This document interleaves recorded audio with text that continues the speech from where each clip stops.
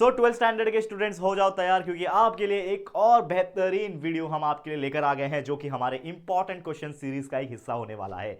Again, जैसे कि आप जानते हैं कि आपके लिए continuously physics, chemistry, maths, biology, इन चारों सब्जेक्ट्स के लगातार इंपॉर्टेंट क्वेश्चंस के वीडियोस हम बना रहे हैं रिकॉर्डेड वीडियोस के माध्यम से, और डेली बेसिस पे लाइव रिवीजन भी हो रहा है, जो कि आपको रिवीजन करने में हेल्प हो रहा होगा।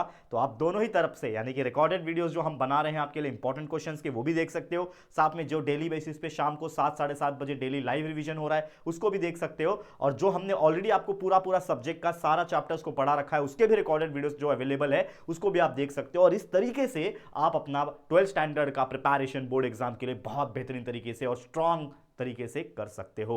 तो प्लीज अच्छी तरीके से मेहनत करते रहना, पढ़ाई करते रहना। आपके राहुल सर, पूरी जेआर की टीम आपके साथ है। आज का वीडियो है बायोलॉजी सब्जेक्ट के बारे में, और ये जो वीडियो होने वाला है ये मोस्ट इंपॉर्टेंट 1 मार्क्स क्वेश्चन के हिसाब से होने वाला है। ऑलरेडी एक वीडियो मैंने इसके पहले बनाया था जिसमें 8 क्वेश्चन दिए थे। आज एक और पार्ट 2 लेकर आ गया हूं इस वीडियो का। इसमें भी टोटल 8 क्वेश्चन देने वाला हूं, जो कि 1 मार्क्स के क्वेश्चन के होते हैं और काफी ईजी होते हैं।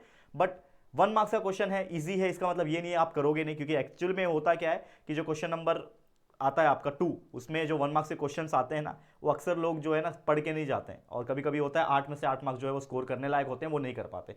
तो इसके लिए मैं ऐसे वीडियोस बना रहा हूं। तो प्लीज इस चीज में हमें सपोर्ट करते रहना। हमारा टेलीग्राम ग्रुप है, उसको भी ज्वाइन कर लो, ताकि जो भी पीडीएफ्स हम अपलोड करते हैं वहां पे आपको मिलते रहेंगे। ठीक है, तो चलिए शुरुआत करते हैं आज का वीडियो। Let's get started. तो सबसे पहले आज का जो क्वेश्चन है हमारा, क्वेश्चन नंबर 1, जो कि पूछा है कि what is the effect of excessive transpiration of leaves. अब सभी लोग एक चीज तो समझ गए होंगे बहुत अच्छी तरीके से, what do mean by transpiration.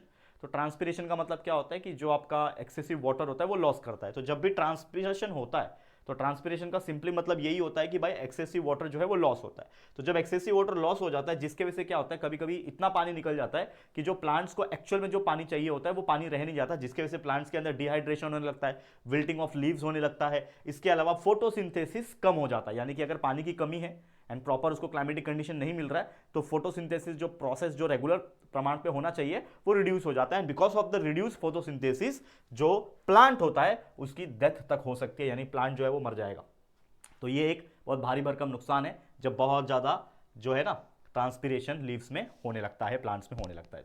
तो ये क्वेश्चन 1 मार्क्स के लिए पूछता है, तो अब जरूर से अच्छे से इसको लर्न कर लीजिए, समझ लीजिए, मैंने समझा दिया है। दूसरा क्वेश्चन है कि कौन सा मेथड है, which method of plant breeding may be used to obtain many genetical identical samplings of endangered species, यानी जो एंडेंजर्ड स्पीसीज जो होते हैं प्लांट्स के, तो उसमें ऐसा कौन सा मेथड है प्लांट ब्रीडिंग का जो किया जा सकता है। तो सबसे फेमस मेथड है प्लांट ब्रीडिंग का, जो बहुत सारे जेनेटिकली आइडेंटिकल सैपलिंग बनाने में यूज होता है एंडेंजर्ड स्पीसीज के, वो है टिश्यू कल्चर मेथड। ठीक है, याद रहेगा। तो कभी भी अगर ऐसा क्वेश्चन आया प्लांट ब्रीडिंग के केस में जेनेटिकली आइडेंटिकल सैपलिंग बनाने के लिए, तो टिश्यू कल्चर मेथड दिमाग में याद रख लो। ठीक है, याद रहेगा, सिंपल है टिश्यू कल्चर मेथड। ओके, और भी कुछ क्वेश्चन है, फटाफट देख लेते हैं। नेक्स्ट क्वेश्चन है डिफाइन स्पर्मेटोजेनेसिस। सुना सुना लग रहा होगा आप लोग को, तो क्या होता है स्पर्मेटोजेनेसिस। ये एक ऐसा प्रोसेस है, it is defined as the process of formation and development of sperm. Sperm का फॉर्मेशन डेवलपमेंट होता है स्पर्म सेल्स का। ठीक है, और ये कहां होता है, ऑब्वियसली आप जानते होंगे टेस्टिस में होता है, मेल में होता है, तो मेल के अंदर टेस्टिस में होता है फ्रॉम स्पर्मेटोगोनियल स्टेम सेल्स। ठीक है ना, स्पर्मेटोगोनियल जो स्टेम सेल्स होता है उसमें ये फॉर्मेशन होता है, और प्रोसेस माइटोसिस या फिर मियोसिस के द्वारा हो सकता है। सेल डिवीजन जो मेथड होता है हमारा माइटोसिस मियोसिस का, उसके द्वारा हो सकता है। तो स्पर्मेटोजेनेसिस, और इसी के जैसे कई सारे और डेफिनेशंस जो होंगे आपके सिलेबस में, उसको आप पढ़ते रहिए, क्योंकि कभी भी कैसा भी क्वेश्चन पूछता है 1 मार्क्स के हिसाब से। एक और क्वेश्चन है कि what is a grand period of growth.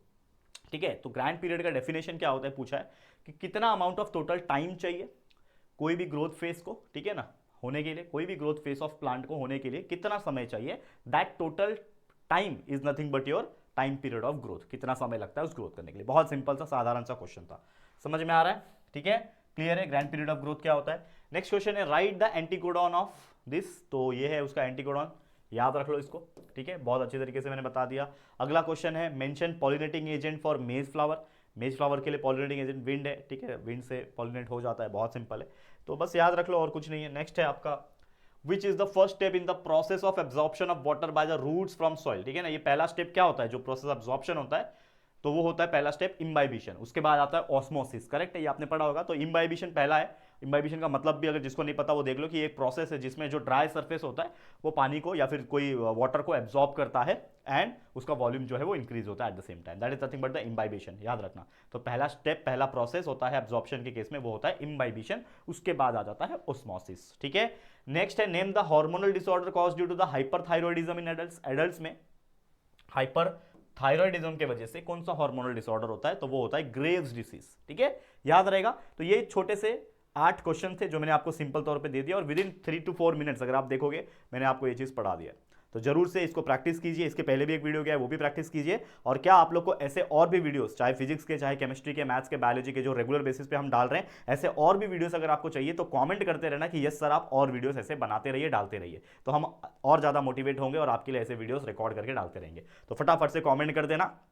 और जितने भी चैप्टर्स के कंसेप्ट अगर आपको क्लियर करने हैं, किसी भी टॉपिक में डाउट है, तो आप हमारे रिकॉर्डेड वीडियोस देख सकते हैं फ्री ऑफ कॉस्ट इस चैनल के ऊपर। सारा कुछ फिजिक्स, केमिस्ट्री, मैथ्स, बायोलॉजी को पढ़ा रखा है, तो जरूर से देखते रहिए और पढ़ाई करते रहिए और याद करते रहिए, ठीक है। आज के लिए इतना ही। वीडियो पसंद आए दिल से वीडियो को लाइक करना है, शेयर करना है अपने सभी 12th स्टैंडर्ड के बायोलॉजी के फ्रेंड्स के साथ शेयर कर देना। पहली बार आया चैनल पर तो चैनल को सब्सक्राइब भी कर देना, ठीक है दोस्तों। चलो मुलाकात होगी किसी और नए वीडियो में, तब तक के लिए thank you and good bye.